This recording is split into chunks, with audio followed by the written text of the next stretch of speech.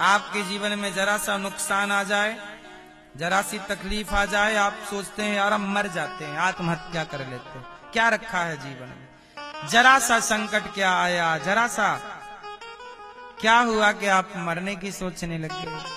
कितने कमजोर हैं आप, और राम कितने स्ट्रांग हैं। राम से सीखा नहीं तो क्या सीखा? जिंदगी में आदर्श राम को नहीं बनाया तो क्या बनाया? इसलिए अपना आदर्श किसे बनाओ? केवल जय श्री राम के नारे मत लगाते रह जाना। राम के जीवन में हर घटना से सीख लो, आदर्श बनाओ राम को, और हर बात को सीखो। कितनी गहराई से जीवन जीकर दिखाया भगवान ने कि तुम भी जीना ऐसे, क्योंकि तुम्हारे जीवन में भी वो सारी घटनाएं घटेंगी जो राम के जीवन में घटी थी।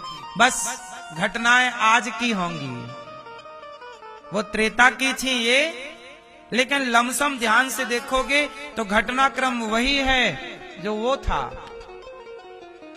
आपके जीवन में भी कोई सूर्पनखा आएगी। क्यों आई कि नहीं कोई सूर्पनखा आपके जीवन में? राम के जीवन में एक सूर्पनखा आई, क्या कहती है? ब्याह कर लो, हम बहुत सुंदर हैं। आपके जीवन में भी कोई सुंदरी आके खड़ी होती होगी, आपको आई लव यू बोलती होगी, ये लो हमारा आई लव यू, और आप उसके चक्कर में पड़ गए तो गए काम से। बोलो हाँ। कितने पुरुषों के लिए पत्नियां रोती हैं कि मेरे पति का चक्कर चल रहा है पड़ोसन से, चक्कर में बर्बाद हो गए कितनों की गृहस्थियां, हाँ या ना? हर तीसरी स्त्री परेशान है। अब बताओ, कोई भले ना, पर धरती में वर्तमान की स्थिति में हर तीसरी स्त्री परेशान है कि मेरा पति का किसी के संग चक्कर है। आपके जानकारी में, मोहल्ले पड़ोस में, रिश्तेदारी में बहुत ये केस होंगे जिसका घर बर्बाद हो चुका है पराई स्त्री के चक्कर में, पराई पुरुष के चक्कर में। बोलो हाँ। राम से ये सीख नहीं ली तो क्या सीखा? राम के सामने सूर्पनखा आई थी, राम ने एक बार भी उसकी ओर, यही है सीख कि जब कोई भी स्त्री आपके समक्ष आए तो आप आंखें उठाकर भी ना देखें उसे। ये राम से नहीं सीखा तो फिर काय बात की तुम पूजा करते हो? दिन भर राम की पूजा करोगे और सीखोगे कुछ नहीं, तो पूजा करने से क्या हो जाएगा? क्यों भैया? तुम राम की पूजा कर रहे हो और पराई औरत के चक्कर में पड़े हो, तो राम की पूजा सफल होगी? उत्तर दो मेरी मां। इसलिए राम की पूजा करने से ज्यादा राम के आदर्श को जीवन में उतारना ही पूजा है, यही पूजा। अब आदर्श कोई नहीं उतार रहा है और पूजा पूजा पूजा पूजा सब कर रहे। सही है ना?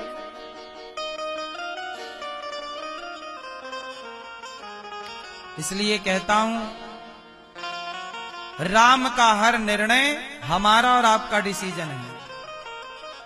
एक अच्छा मैं आपको अच्छा इंसान बनाने की बात कर रहा हूं। यदि आपने ठान लिया है कि आपको एक अच्छा शैतान बनना है, तो फिर मेरी कोई भी बात आपके लिए नहीं है। मेरी हर बात उसके लिए है जो ये अंदर से ठान ले कि मुझे एक अच्छा इंसान बनना है, चाहे वो पुरुष हो या स्त्री। ये उसके लिए मेरी बातें हैं। यदि आपको शैतान बनना है तो आप फिर मुझे ढोंगी पाखंडी समझ लेंगे, रे तो बातें हैं, कोई बात नहीं। राम के सामने रावण राम को गाली देता था, कृष्ण के सामने शिशुपाल कृष्ण को गाली देता था। जो ईश्वर को नहीं समझ पाए ऐसे लोग तब भी थे जब स्वयं भगवान थे। राम के समय भी ऐसे लोग थे जो राम को नहीं समझ पाए, कृष्ण के समय भी ऐसे लोग थे जो कृष्ण को नहीं समझ पाए, तो आज भी ऐसे लोग हैं जो राम कृष्ण को नहीं समझ पाए। इसमें आश्चर्य क्या है? राम के सामने ना गाली देता था रावण और कृष्ण के सामने ना गाली देता था शिशुपाल, तो आज भी कोई कृष्ण को गाली दे तो इसमें आश्चर्य क्या है? गाली देने वाले तो तब भी थे जब श्री कृष्ण मौजूद थे। बोलो हाँ।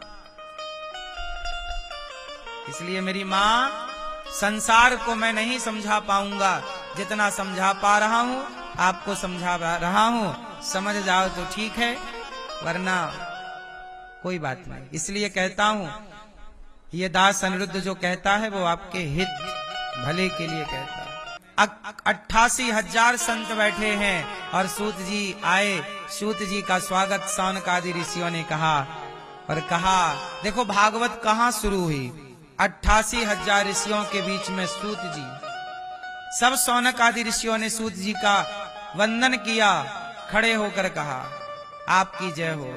सूत जी को आसन दिया। सौनकादि ऋषियों ने कहा कि बताओ हमारा कल्याण कैसे हो, कथा सुनाइए आप। भक्ति ज्ञान विराग आप तो विवेको वर्धते महान, ऐसी कथा सुनाइए कि भक्ति बढ़े, ज्ञान बढ़े, वैराग्य बढ़े। क्यों? एह घोरे कलौ प्रायो जीवश्चा सुरताम गता। इस युग में, कलयुग में प्रायः मनुष्य आसुरी स्वभाव के हो गए हैं। इस कलिकाल में लोग कैसे हो गए हैं भैया? कैसा स्वभाव हो गया है? आसुरी।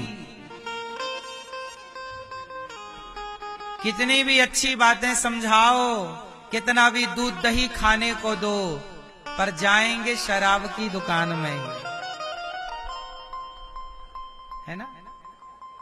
सुअर को कितना भी बढ़िया मखमल का गद्दा दो, इसमें सोना है, रजाई दो, इसको ओढ़ना है, और 56 भोग परोसो, पर वो ढूंढेगा नाला कहाँ है आसपास। हाँ या ना?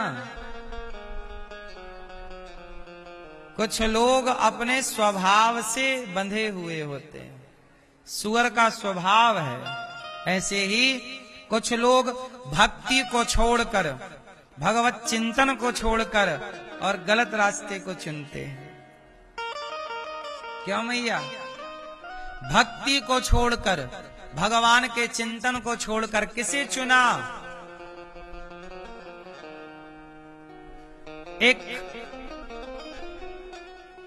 एक गांव से 2 बच्चे वृंदावन के लिए निकले।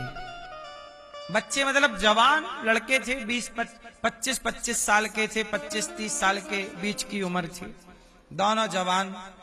दोनों के अंदर भक्ति का रंग लग गया, दोनों मित्र थे, दोस्त थे। चलो वृंदावन चलते हैं। उस जमाने की बात थी जब ट्रेन व्रेन नहीं चलती थी, रास्ते कच्चे हुआ करते थे, पर दोनों का जुनून था, चलो वृंदावन चलते हैं, भगवान का दर्शन करेंगे, प्रेम से भगवान की भक्ति करेंगे। दोनों चले। चलते चलते चलते चलते कई दिन हो गए। रास्ते में रुक जाते, खा पी लेते, फिर आगे चलते। अब वो वृंदावन के बिल्कुल पास आ गए, मतलब ये समझ लो कि 10 किलोमीटर दूर, बिहारी जी के मंदिर से 10 किलोमीटर दूर। हो गई थी रात, पानी भी थोड़ा गिर गया था, मौसम बदल रहा था, दोनों भीग गए। पर दोनों बोले कि सुनो, 10 किलोमीटर बचा है, रात हो गई है, अब चलो तो सवेरे की मंगला आरती मिल जाएगी बिहारी जी, अब ना रुको, सवेरे का दर्शन हो जाएगा, आए अपन लोग हैं। कि तभी वहां एक गांव में लोग बैठे, अलाव जलाए, आग जलाए बैठे, और वहां एक नचनिया मस्त सुंदर नाच रही थी।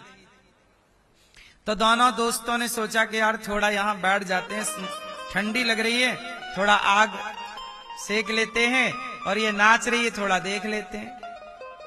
तो एक ने कहा यार हम तो भगवान का दर्शन करने आए हैं, ये नाच रही है, हम इसका दर्शन करने थोड़ी आए हैं। एक ने कहा एक काम करो, रात यहीं रुक जाते हैं, सवेरे तो चल नहीं है।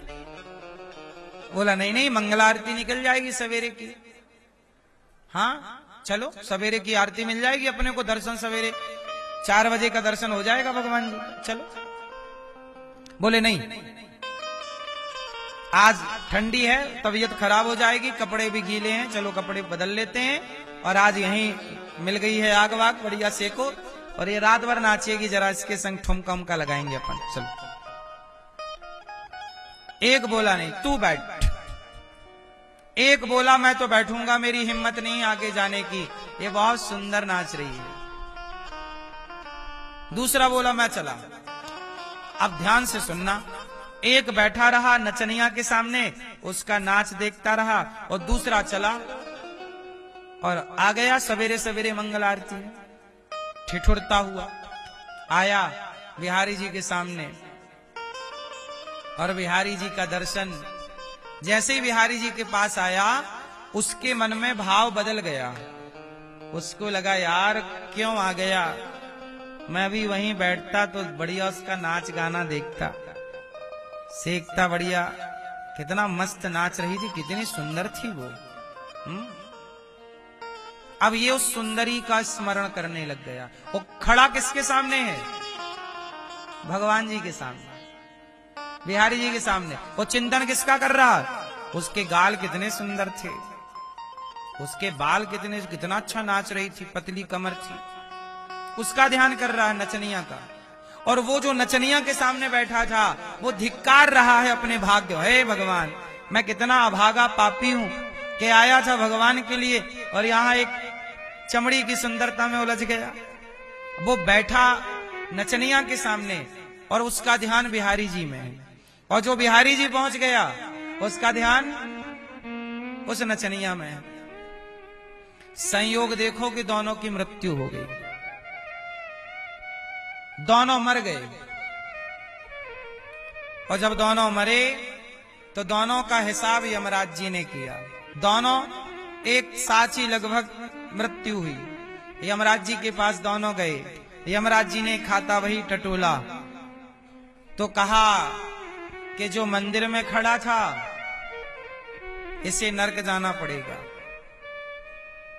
और जो नचनिया के सामने था उसे स्वर्ग, उसे बैकुंठ भेजो। तो उसने, जो भगवान के सामने मरा, उसने कहा यमराज जी ये तो निर्णय गलत है आपका, मैं तो मंदिर में मरा हूं, भगवान के आगे मरा हूं, मुझे तो बैकुंठ मिलना चाहिए। बोले नहीं, तुम्हारा शरीर तो मंदिर में था, पर तुम्हारा मन किस में था? उस नाचने वाली नृत्यांगना में था। तुम उसकी सुंदरता की बात कर रहे थे, वाह उसके गाल कितने सुंदर, उसका हृदय कितना सुंदर, उसकी कमर कितनी सुंदर, उसका नृत्य कितना सुंदर। आप उस स्त्री का गुणगान गा रहे थे, आपका चित्त उसकी ओर खिंच रहा था, ध्यान उसका था। और वो जो उस नृत्यांगना के सामने था, उसके चित्त में बिहारी जी प्रकट हो गए। हे प्रभु, अपराधी हूं, क्षमा करना, आपका दर्शन नहीं कर सका। भगवान की छवि उसके चित्त में बसी थी। इसका मतलब ये हुआ कि शरीर कहाँ है इससे कोई फर्क नहीं पड़ता, मन कहाँ है इससे फर्क पड़ता है। इसलिए घर में रहकर भी आप दुनिया के किसी कोने में रहिए, पर अपना मन भगवान में रखिएगा, क्योंकि तन की प्रधानता नहीं है कि तन कहाँ है, प्रधानता किसकी है? किसकी? मन के हारे हार है, मन के जीते जीत, मन ही मिलावत राम से, मन ही करत फजीत। इसलिए मन की गति है अटपटी, झटपट लखे न कोय, मन की जब खटपट मिटे तो झटपट दर्शन होए। इसलिए कहता हूं, मन को भगवान से जोड़ करके रखिएगा। ऐसी कथा सुनाइए कि भक्ति बढ़ जाए। इस घोर कलयुग में प्रायः लोग आसुरी स्वभाव के हो गए हैं, न तन को लगाते भगवान में, न मन को लगाते। आप कुछ तो लगाओ, किसी तरह तो अपना कल्याण करो।